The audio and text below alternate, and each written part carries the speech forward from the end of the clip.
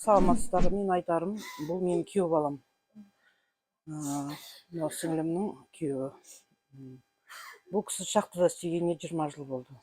Бұның дардай кішкентай 3 баласы бар. Өздері Түркістанда тұрады. Түркістандағы үйлерін барып көрсеңіздер болады. Кішкентай 3 шағын төбесінен су өтеді. В общем, бұлар негізі мен бастықтарына кінәлаймын. Негізі жұмысқа түскен кезде бұлар тексеріп түсіру керек еді. О жерде қалай тексермей жібереді мысалға да. Бастықтары мысалға тексеріп барып о жерге шахтаға қол қойған дұрыс па?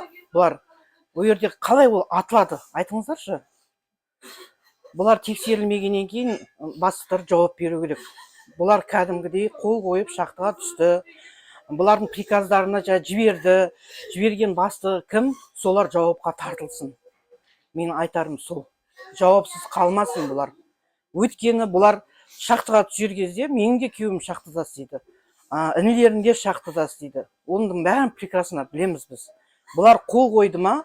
Қол қойғаннан кейін бұлар шахтаға бұлар сол жерге жүруге болады, жұмыс істеуге болады деп жіберіп отыр.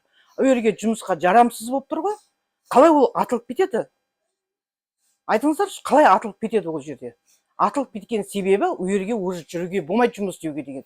Тексерілмеген ол жерлер. Бригадирлері, бастықтары бәрі тексеру керек. Тексерілмей жіберіп отыр бұны. Соған жауапты жазсын. Жазаларын алсын солар. Қаншама 7 адам жанып кету деген, не деген сұмдық ол? Бастықтар, жоғарыдағылар не қарап отырсыздар? Тексеріс десе, қан тексеріс? Бір емес, бірнеше мәрте болып жатыр бұндай шахтада. Тексеріліп жатыр. Тексерілсе бұндай нәрсе болмайды. Бұл тексерілмегендіктен болып тұр.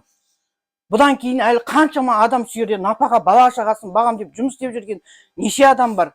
Соларға да сондай тексеріс болмайтын болса, бұл жалғаса береді. Сол жалғаспау үшін жазасын алу керек.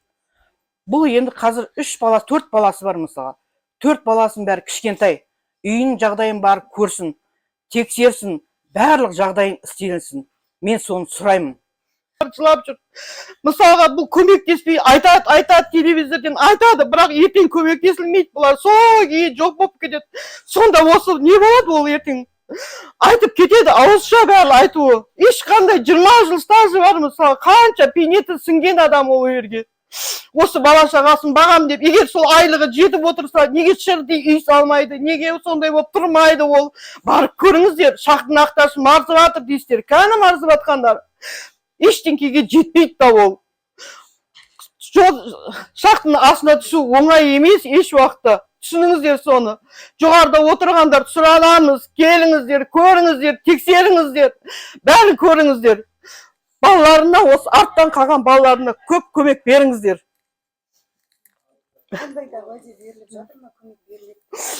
Ондай уәде берілгенмен орындалғанын талап етеміз, айтуын айтылады. Телевизорден де кеше айтылып жатыр, осындай ақша беріледі, көмектесейді, бәрін істейміз деп жатыр. Бірақ сол аяқсыз қалмасын. Сол бастықтарға, сол жоғарыда отырғандарға сұранамын, кеп, тексеріп, именно алынды ма, үй берілді ма, балаларға жағдай жасалып жатыр ма, соның бәрін тексерілмей тоқтатпаймыз біз. Ол ауызбен айту деген оңай, істелу керек, сол орындалу керек, орындалсын. Жас үрпідей қыз бұл әлі. Ертең жеткізем дегенше балалардың оңай емес, жесір әйелге.